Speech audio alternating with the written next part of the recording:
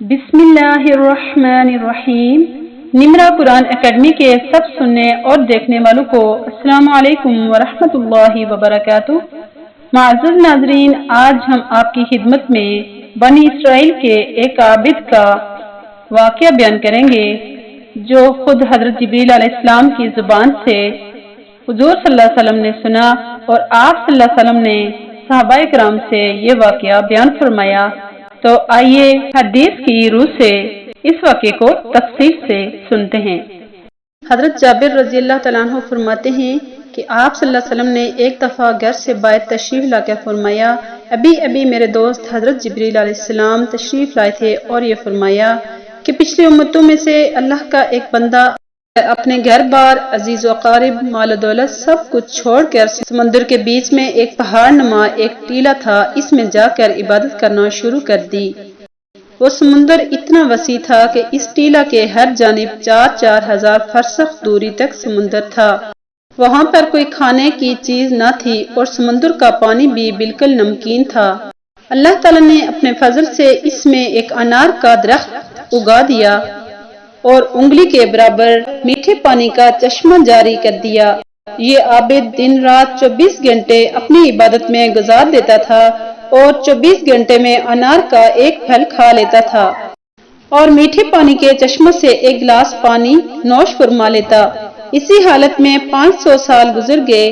500 سال کے بعد جب اسی عابد کی موت کا وقت آیا تو اس نے اللہ تبارک و تعالیٰ سے یہ دعا مانگی کہ سجدے کی حالت میں اس کی روح پرواز کر جائے اور اس کی ناش کو مٹی وغیرہ ہر چیز پر حرام کر دے اور قیامت تک سجدے کی حالت میں صحیح و سالم رہے۔ اللہ تعالیٰ نے اس کی دعا قبول فرمائی۔ سجدے کی حالت میں اس کی موت ہو گئی اور اللہ تعالیٰ نے وہاں ایسا انتظام کر رکھا ہے کہ قیامت تک وہاں کسی انسان کی رسائی نہیں ہو سکتی۔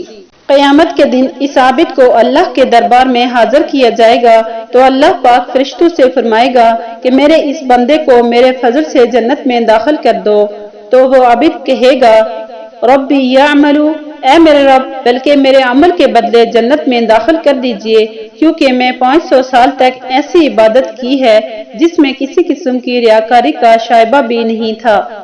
اللہ پاک پھر فرمائے گا کہ میری رحمت سے داخل کر دو، تو یہ بندہ کہے گا کہ میرے عمل کے بدلے میں داخل کیجئے، تو اس پر اللہ پاک فرمائے گا اس کے عمل اور میری دی ہوئی نعمتوں کا موازنہ کرو۔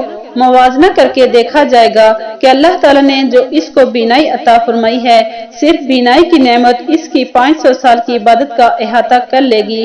اس کے بعد پورے جسم میں کان کی نعمت، زبان کی نعمت، ہاتھ کی نعمت، ناک کی نعمت، پیر کی نعمت، دل اور دماغ کی نعمت، ان سب کا بدل باقی رہ جائے گا۔ پھر ان کے علاوہ جو 500 سال تک اللہ تعالیٰ نے میٹھا پانی پلایا ہے اور انار کا پھل کھلایا ہے، ان تمام کا بدل باقی رہ جائے گا۔ تو اللہ پاک فرمائے گا اس کی 500 سال کی عبادت تو صرف ایک نعمت کے بدلے میں ختم ہو گئی، ہماری باقی نعمتوں کا بدل کہاں ہے؟ لہٰذا اس کو جہنم میں داخل کر دو۔ تو فرشتے اسے گھسیٹ کر جہنم کی طرف لے جانے لگیں گے تو وہ چلانے لگے گا ربی برحمتک ادخلنی الجنہ، اے میرے رب محض اپنی رحمت سے مجھے جنت میں داخل فرما دیجئے۔ اللہ کی طرف سے کہا جائے گا کہ تجھے تو اپنے 500 سال کی عبادت پر بڑا ناز تھا، اب تیری عبادت کہاں چلی گئی؟ اور خطرناک سمندر کے بیچ میں نے تجھے انار کے پھل کھلائے اور 500 سال تک مسلسل میٹھا پانی پلایا، میری ان نعمتوں کے بدلے میں تم کیا لائے ہو؟ تو وہ کہے گا اے اللہ، آپ اپنی رحمت سے مجھے جنت میں داخل فرمائیے، آپ کی رحمت کے بغیر کچھ بھی نہیں ہو سکتا۔ پھر آخر میں جب حجت تمام ہو جائے گی تو اللہ تعالیٰ فرمائے گا میری رحمت اور میرے فضل کے ذریعے اس کو جنت میں داخل کر دو، پھر وہ اللہ کی رحمت ہی کے ذریعے جنت میں داخل ہو سکے گا۔ بھائیو، اگر اللہ نے کسی کو نیک عمل کی توفیق عطا فرمائی ہے تو اس کو خوش فہمی میں مبتلا نہیں ہونا چاہیے، اللہ سے ڈرتے رہنا چاہیے۔ یہ جو اللہ نے موقع عنایت فرمایا ہے یہ بھی اللہ کی طرف سے بہت بڑا انعام اور توفیق ہے۔ اگر اللہ کی طرف سے توفیق نہ ہو تو موقع ہونے کے باوجود انسان عمل نہیں کر سکتا۔ ایک دوسری روایت میں آتا ہے کہ جب اس عابد کو اللہ تعالیٰ اپنے فضل اور رحمت سے جنت میں داخل کرنے کا حکم فرمائیں گے تو وہ عابد اپنے دل میں کہے گا کہ میں نے 500 سال تک ایسی عبادت کی ہے جس میں ریاکاری کا شائبہ تک نہیں ہے، اور اب اللہ تعالیٰ محض اپنے فضل سے جنت میں داخل کر رہا ہے اور मेरी 500 साल की इबादत का जिक्र तक नहीं किया। अल्लाह ताला दिलों की बातों को जानने वाला है, इसलिए अल्लाह ताला फरिश्तों से कहेगा कि इसको जन्नत के बजाय जहन्नम में ले जाओ और जहन्नम में इतनी दूरी पर खड़ा कर दो कि इसके और जहन्नम के दरमियान 500 साल की मसाफत हो। जब इतनी दूरी पर खड़ा कर दिया जाएगा तो जहन्नम की तरफ से गर्म लू चलेगी, जिससे इसाबित का हलक खुश्क हो जाएगा और प्यास के आलम में सख्त परेशानी में मुब्तला हो जाएगा। इसी असना में एक दस्ते गायब नमदार होगा जिसमें एक गिलास पानी का होगा। ये आबिद इसको देख चिल्ला चिल्ला कर कहेगा, ये पानी मुझे दे दिया जाए।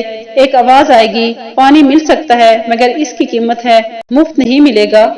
ये आबिद कहेगा, इसकी क्या कीमत है? तो आवाज आएगी, इसकी कीमत 500 साल की ऐसी इबादत है जिसमें किसी किस्म की रियाकारी का शायबा तक न हो। ये कहेगा, मेरे पास ऐसी इबादत मौजूद है, लिहाजा मैं 500 साल की इबादत दे देता हूँ, मुझे ये पानी पिला दिया जाए। चुनांचे 500 साल की इबादत के बदले में ये पानी खरीद कर पी जाएगा। इसके बाद अल्लाह ताला कहेगा, इसको फिर अब मेरे पास लाओ। चुनांचे अल्लाह के दरबार में हाजिर किया जाएगा। अल्लाह पाक फरमाएगा, तुझे तो अपनी 500 साल की इबादत पर बड़ा नाज था और 500 साल इबादत की कीमत एक गिलास पानी तुमने खुद तजवीज की है, और हमने जो 500 साल तक तुमको अनार का फल खिलाया और मीठा पानी पिलाया है, तुम इसके एवज में क्या लाए हो? तो वो आबिद अल्लाह के दरबार में सरबसजूद होकर फरियाद करेगा, ए अल्लाह, अब बात समझ में आ गई कि तेरी रहमत और फजल के बगैर कुछ नहीं हो सकता। चनांचे अल्लाह ताला अपनी रहमत और फजल से इसको जन्नत में दाखिल फरमा देगा। सुभान अल्लाह, अल्लाह का कितना फजल और इनाम है।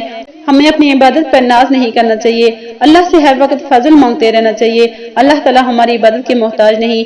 ये इबादत तो सिर्फ हम अपने लिए करते हैं और अल्लाह चाहे तो इस इबादत को कबूल फरमाए और अगर चाहे तो अपने फजल और करम से हमारी बख्शिश फरमा दें।